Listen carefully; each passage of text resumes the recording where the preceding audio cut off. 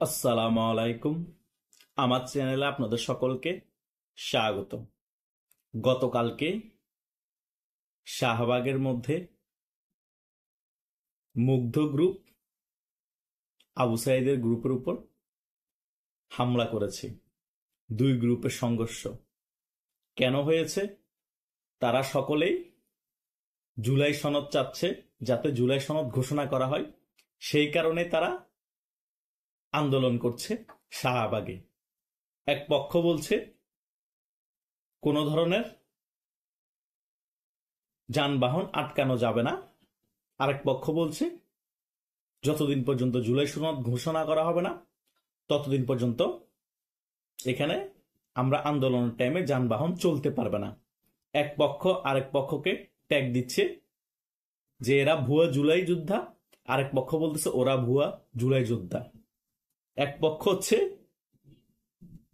শহীদ মুগ্ধ গ্রুপ জুলাই যোদ্ধা, আরেক পক্ষ হচ্ছে শহীদ আবু সাইদ জুলাই যোদ্ধা। দুই গ্রুপ।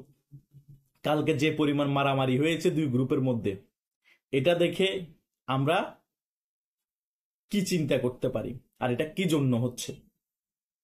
এবং যখন ডিসি মাসুদ গিয়েছে তখন কিন্তু ওইখানের এক জুলাই যোদ্ধা বলেছে আমাদেরকে প্রধান উপদেষ্টার অ্যাসিস্ট্যান্ট সেক্রেটারি বলেছে এখানে কোনো কাজ হবে না, তোমরা শাহবাগে গিয়ে আন্দোলন করো।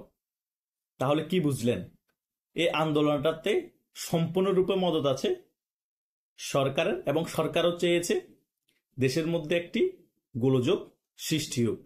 কিন্তু প্রধান উপদেষ্টার প্রেস সচিব কি বলেছে গত কিছুদিন আগে?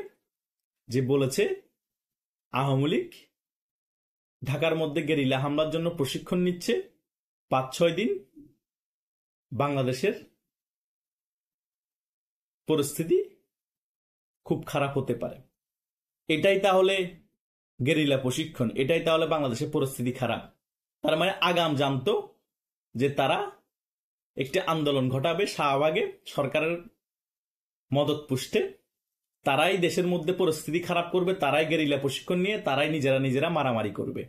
এটাই ছিল বাস্তব কাহিনী। কিন্তু দোষটা আওয়ামী লীগের উপর চাপিয়ে ফোকাসটা ওইদিকে রেখে দেশের মধ্যে অরাজকতা সৃষ্টি করতেছে এই সরকার।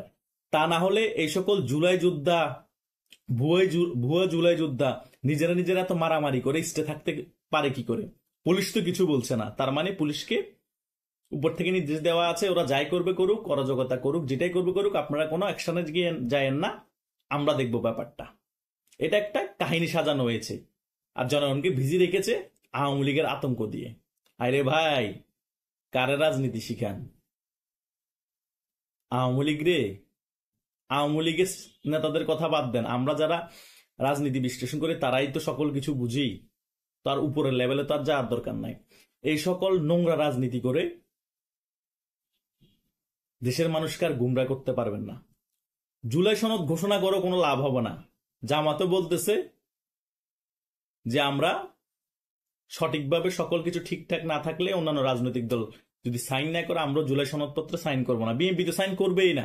তো জুলাই সনদপত্র নিজেরা ঘোষণা করে লাভ কি?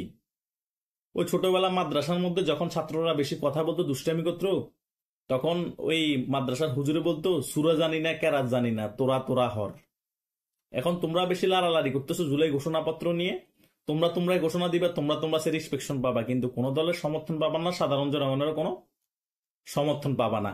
আর এখন তোমরা মুগ্ধ গ্রুপ আর আবু সাইদ গ্রুপ মারামারি করতেছো, এক দল আরেক দলকে বলতেছো ভুয়া জুলাই যোদ্ধা, আবার সরকারের মদত পুষ্ট হয়েছে তোমরা।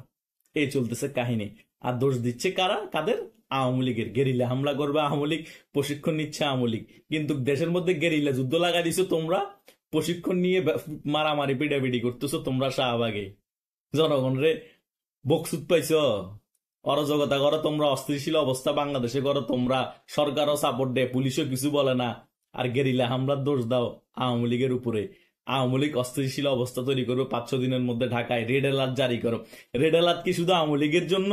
এখন যে দেশের এই 12টা বাজিয়ে দিচ্ছে ঢাকার মধ্যে, শাহবাগের মধ্যে, তো এদের জন্য কেন রেড অ্যালার্ট জারি হয় না? এদেরকে কেন পুলিশ কিছু বলছে না?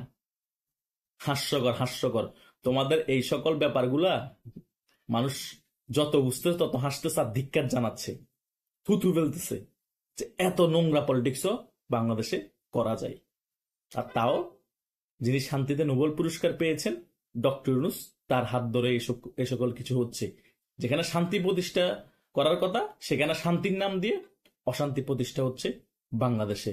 এটা আমাদের বাংলাদেশিদের কপাল, ভোগ করেন এখন স্বাধীন বাংলাদেশ। ধন্যবাদ সকলকে।